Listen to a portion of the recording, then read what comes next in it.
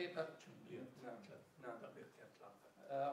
قبل أيام نشرت عدة قصائد عن الأستاذ زهير البحراني وهو يحتفل بعيد ميلاده، وواحدة منها ما كتبت، ويمكن الإخوان أيضا إذا لهم أي مشاركة. دكتور صباح جمال الدين، يا أهلا صباح، شعر ولازم تسمعوه أرجوكم رجال. ما تفوت من المناسبة 3-4 أبيات إن شاء الله، ما تفوت من المناسبة، لأن كلنا نلقي كلمات الطيب والخير للطيبين من أساتذتنا، ولهذا معنى كبير للحاضر العراقي وللمستقبل طبعا. فقلت: هو جراحنا الماهر أبو رؤوف، نخلة باسقة في أرض السلام والرافدين والهور والمشحوف، علم يطبب الفقير يشفيه، يدفع الحتوف، أبو رؤوف في كل بيت في العراق ذكره، بحوثه أعماله ما أبدع الحروف، بناؤكم شيدتموه عاليا ما أمتن الأساس والسقوف، أبو رؤوف نعم أعاهد أبقى بحبكم شغوف،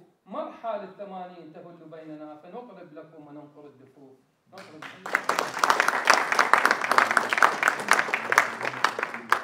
شعراء دكتور صباح جمال الدين. دكتور صباح. دكتور صباح جمال الدين جدا. انا خريج 59 وانتهيت 55 وكنا بالكليه سوا، للاسف لم نكن يعرف احد الاخر.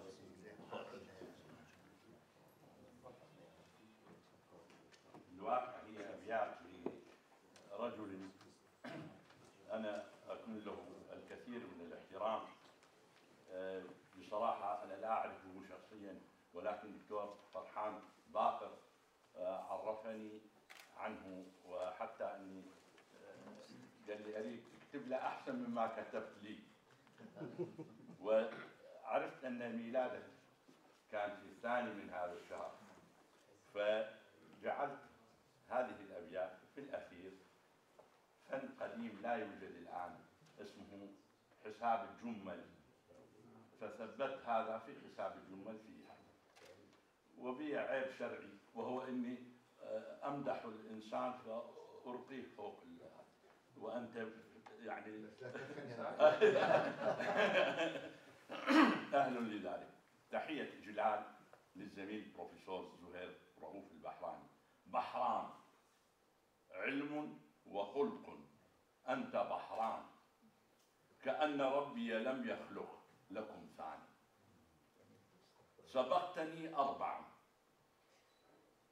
بالعد من زمني، وبالعلوم ألوفا، شوط أزماني، أردت مدحك لكن خانني كلمي، من يمدح البحر لا يرقى لبحران. الله.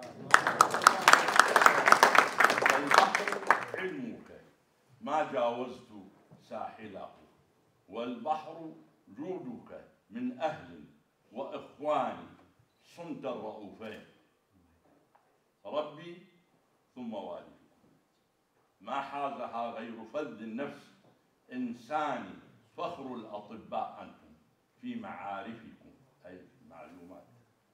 وكان من بعضه فضل لفرحان، فرحان صديق أستاذي وهذا أي والله.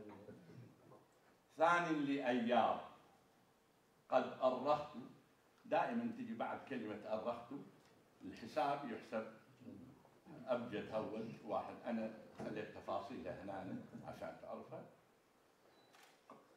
ثاني لأيار قد أرخت موليكم، ذاك الزهير رؤوف النور بحراني.